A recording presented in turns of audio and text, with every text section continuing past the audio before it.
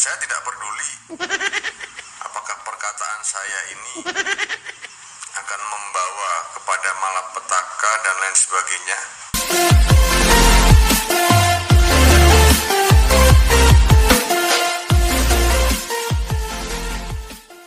Ya, shalom teman-teman semua dimanapun kita berada pada saat ini, kiranya kita semua tetap berada dalam keadaan sehat dan apapun yang merupakan aktivitas kita sepanjang hari ini, kiranya Tuhan Yesus memberkati.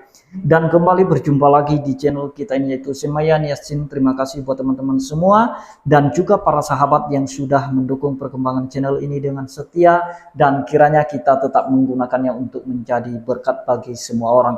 Nah teman-teman, pada video kali ini kita akan membahas lagi seorang ustadz yang bernama Agustan. Dia adalah mantan pendeta menurut pengakuannya.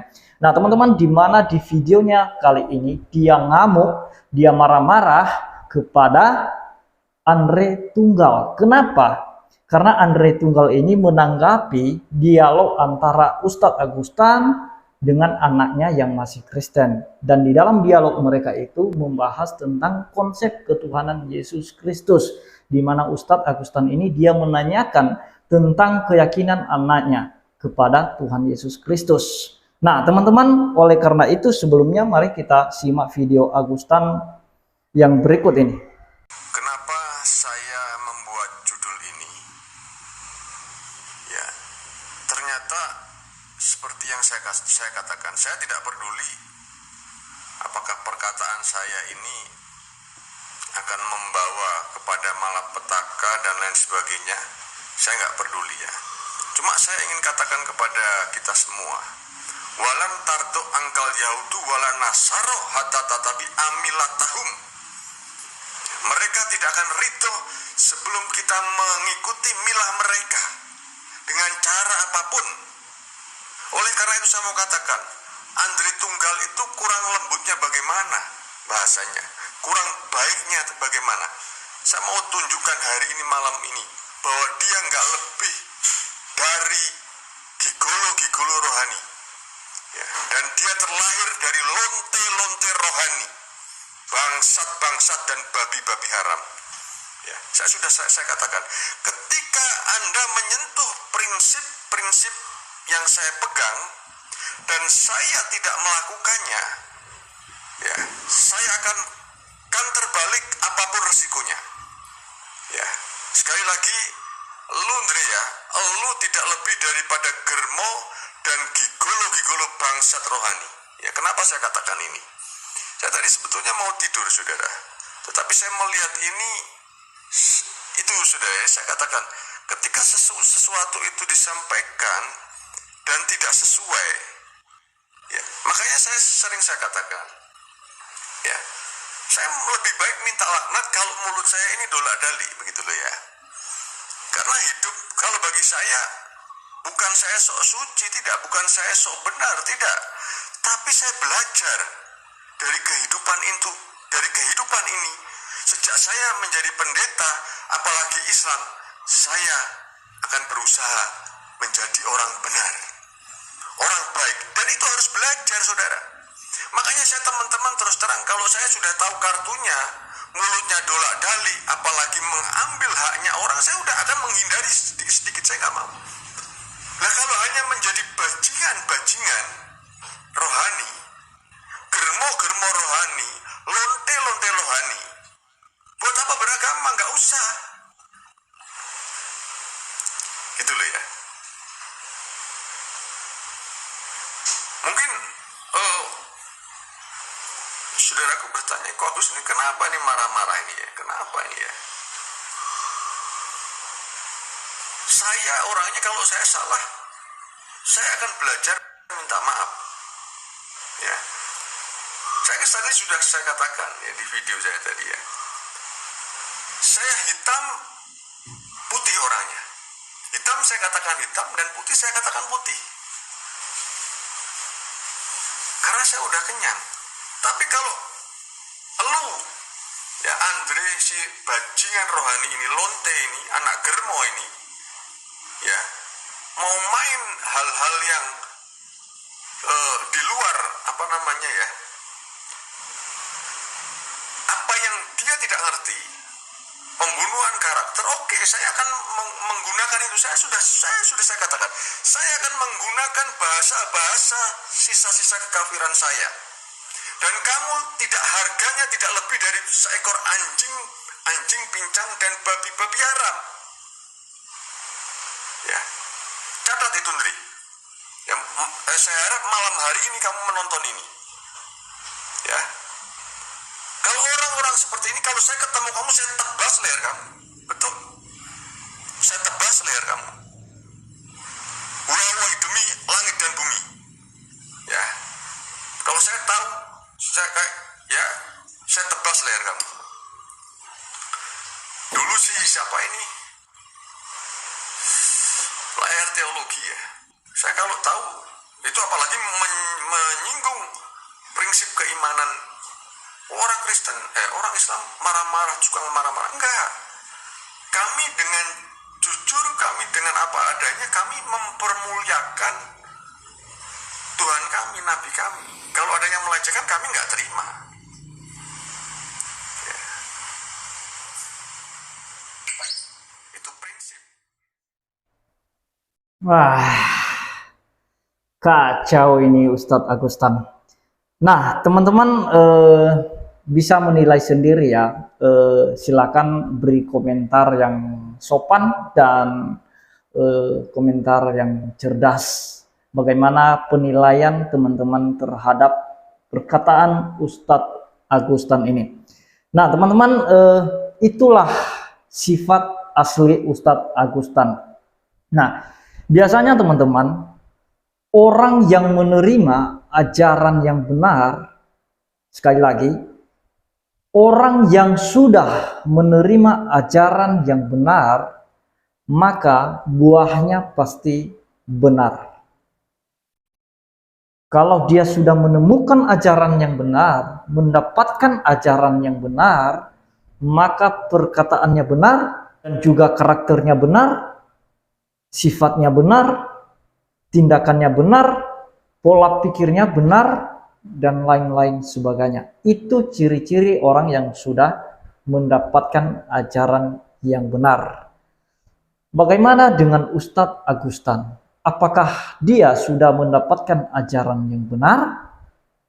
Cukup kita melihat dia dari buahnya saja. Nah, teman-teman, dia mengeluarkan satu ancaman dan juga makian terhadap Koh Andre Tunggal. Sedangkan di dalam kontennya, Koh Andre Tunggal itu tidak pernah memberikan kata-kata makian kepada siapapun itu yang dia tanggapi, tidak pernah mengeluarkan kata-kata hujatan, apalagi ancaman. Tidak. Bisa nanti cek teman-teman di kontennya atau di channelnya saudara kita Koh Andre Tunggal itu. Dia dengan baik menanggapi dialog ya antara Ustadz Agustan dengan anaknya yang masih Kristen, di mana pada saat itu mereka sedang membahas tentang Yesus atau ketuhanan Yesus. Ustadz Agustan dia menanyakan tentang pandangan anaknya atau pemahaman anaknya yang masih Kristen terhadap konsep ketuhanan Yesus. Agustan berkata pada saat itu, ya Yesus itu kan disalib. Itu buktinya bahwa dia bukan Tuhan, dia manusia. Dan kemudian anaknya menjawab bahwa pada hari yang ketiga dia bangkit lagi. Nah, jadi disitulah KO Ustadz Agustan dari jawaban anaknya. Dan mungkin dia tidak duga-duga kalau anaknya akan menjawab itu. Dan memang kebangkitan Yesus itu merupakan satu bukti bahwa Yesus itu tidak mati selama-lamanya. Dia membuktikan bahwa dia adalah Allah yang hidup untuk selama-lamanya. Nah, dan itu yang ditanggapi oleh saudara kita Koh Andre Tunggal ini. Dia tidak mengeluarkan makian atau ancaman apapun. Justru dia meluruskan pandangan Ustadz Agustan ini. Jadi Ustadz Agustan tidak terima, dia counter lagi, marah-marah, ngamuk-ngamuk. Jadi itu dia mereka teman-teman, sifat para polemikus ini. Kalau sudah kalah secara argumen, ya ujung-ujungnya ngancam seperti ini, maki-maki. Dia berkata, Ko Andre Tunggal itu ya keturunan lonte-lonte rohani, keturunan babi haram. Nah, itu dia teman-teman ya. Jadi biar kita tahu semua orang-orang yang sudah mendapatkan ajaran yang benar ini.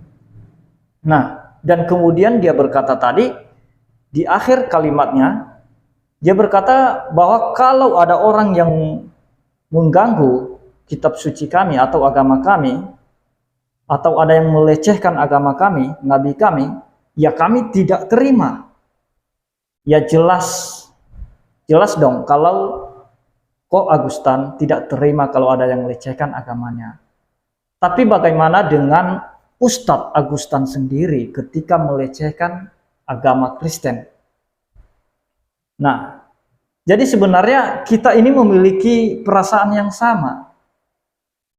Kalau keyakinan kita dilecehkan oleh orang lain, tentu saja kita tidak terima. Makanya saya bilang kemarin itu, kalau tidak mau disenggol, jangan senggol orang lain.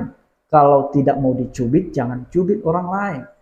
Nah, ketika mereka nanti kalah secara argumen, ya ini yang keluar. Ancaman. Dia berkata, kalau ketemu dengan Andre Tunggal ini, dia tebas katanya. Dia tebas, ngaco. Pernah nggak nebas satu ekor semut aja? Kalau nggak pernah tebas leher semut, nggak usah ngomong mau nebas leher orang. Nggak usah. Nggak usah sok jadi pahlawan di tengah-tengah mayoritas. Karena Ustadz Agustan ini, dia seolah-olah di sana jadi pahlawan, pembela agama. Jadi apapun yang dia lakukan, dia berharap ada pembelaan dari saudara-saudara seiman dengan dia. Pasti ada pikiran itu dengan dia. Nah, dia merasa ada di tengah-tengah mayoritas, dia tidak takut apapun. Nah, dari kemarin ini saya bahas Ustadz Agustan, di mana dia menghujat Kristus, menghina amanat agung, menghina ajaran Kristen. Dia katakan orang Kristen anjing-anjing rohani. Bahkan sekarang juga dia katakan, dia ngulang lagi bahwa ajaran Kristen ajaran bangsa bajingan katanya. Nah, apakah seperti itu perkataan orang yang sudah mendapat kebenaran? Nah, teman-teman tinggal berikan penilaiannya di bawah kolom komentar saja. Jadi saya ulang-ulang itu teman-teman ya, berkali-kali. Bahwa begitulah mereka ketika kalah secara argumen. Nah, makanya kalau tidak mau ditanggapi orang, tidak mau di counter, ya nggak usah bahas kekristenan di kontenmu. Nah, kalaupun misalnya Anda membahas kekristenan, ya jangan tampil di YouTube. Jangan tampil di layar. Kalau misalnya berdialog dengan anakmu, ya dialog saja secara empat mata. Nggak usah buat konten. Ya wajar kalau misalnya buat konten dan kemudian bahan ceritamu adalah kekristenan, apalagi konsep ketuhanan Yesus, ya wajar saja kalau ada orang Kristen nonton, ya perlu diluruskan, perlu ditanggapi yang sebenarnya. Nah, jadi tidak salah Ko Andre, bukan saya membela Ko Andrea. Jadi tidak salah kalau dia menanggapi orang-orang yang salah pemahamannya atau keliru pemahamannya mengenai kekristenan. Jadi itu tugas apologetik Kristen, memberikan hak jawabnya ketika imannya atau keyakinannya atau kitab sucinya diotak-atik atau diobok-obok oleh orang lain, atau orang lain menyimpulkan dengan sesuka hatinya, seenak jidatnya, ya wajar saja apologetik Kristen meluruskan. Nah, ketika diluruskan, kenapa Anda kepanasan? Kalau tidak mau diluruskan, ya nggak usah bahas kekristenan. Nggak usah bahas Alkitab. Nah, jadi itu dia yang mau saya sampaikan, teman-teman. supaya kita tahu semua sifat mereka itu. Nah, jadi harusnya kalau dia mengaku sudah mendapat hidayah dan sudah bertobat, ya harusnya buahnya bagus, bukan buahnya malah busuk. Mungkin ini meluap amarahnya, emosinya, mungkin karena gagal ya. Gagal dia untuk mengajak anaknya masuk Islam, mungkin saja. Karena dia sudah berupaya semaksimal mungkin itu. Berkali-kali dia buat konten itu atau dialog bersama dengan anaknya, membahas tentang keyakinan anaknya dan juga tentang konsep ketuhanan Yesus Kristus. Sampai sekarang anaknya masih tetap Kristen. Tapi itu tandanya bahwa anaknya itu cerdas. Nah, jadi karena dia mungkin karena tidak berhasil, ya amarahnya, emosinya meluap. Nah, jadi dia pikir orang takut sama dia. Sembarangan mau nebas leher orang. Nebas leher semut aja nggak pernah. Dan dia berkata tadi, ya kalau dia hitam, ya hitam saja. Kalau putih, ya putih saja. Dia pikir orang lain itu abu-abu. Nah, kemudian dia ngomong kenyang. Padahal lapar terus. Jadi itu dia teman-teman. Kalau memang udah kenyang dengan segala sesuatu yang ada di dalam kehidupan ini, ya nggak usah ngomong, tinggal duduk diam, tidur. Ya kan? Nggak usah ganggu agama orang. Kan udah kenyang. Tetapi buktinya haus dan lapar terus. Menghujat orang Kristen, menghujat agama Kristen, lapar terus. Makanya kalau masih belum kenyang, ya nggak usah ngomong kenyang. Kalaupun misalnya kamu udah kenyang, ya nggak usah ganggu orang lain lagi. Udah kenyang, nggak usah ganggu keyakinan orang lain, agama orang lain, menghujat orang lain. Nah, yang saya khawatirkan teman-teman, kalau dia lagi marah, tiba-tiba datanglah serangan jantung kan, tiba-tiba penyakit-penyakit yang lain datang, naik tensi dan lain sebagainya. Bisa saja terjadi kalau udah begini emosinya kan. Nah, jadi dia sendiri nanti yang menderita jadinya. Nah, jadi pesan bagi Ustadz Agustan, ya sabar-sabarlah. Kalau misalnya lain kali tidak mau ditanggapi oleh orang Kristen atau YouTuber Kristen, ya nggak usah lagi omongin kekristenan di YouTube-mu, di channelmu. Nah, pesan saya buat Koh Andre Tunggal, tetap semangat untuk memberitakan Injil dan meluruskan dan memberikan jawaban bagi mereka yang keliru memahami kekristenan.